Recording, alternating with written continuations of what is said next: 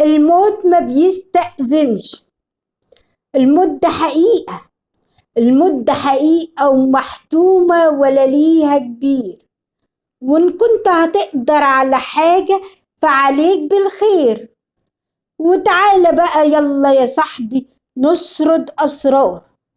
وبقينا بنسمع يوميا عن صوت متكبر أو صوت جبار.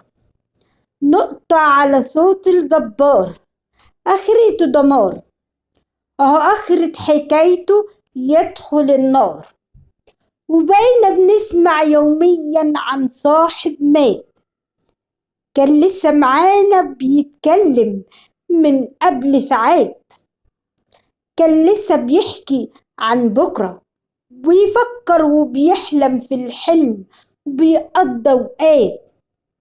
يا سلام عليك بقى يلا يا صاحبي، أو فات العمر أبوك السقا مات. وكلامنا عبرة على كل واحد مات. وكمان صوت الحق أهو غاب ومحدش فاكر بعد ده كله آخرتها تراب.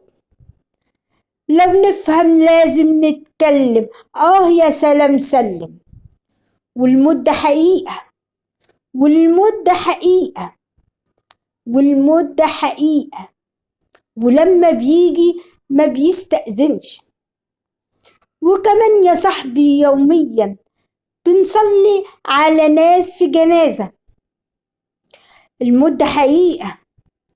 الموت ده حقيقة ولازم نفهم ونعمل الخير بدل ما نعيش في عقول فاضية واخداها أجازة. وسلامي وألف سلام على كل ما فات من العمر ومن الأيام. أشكركم على حسن استماعكم.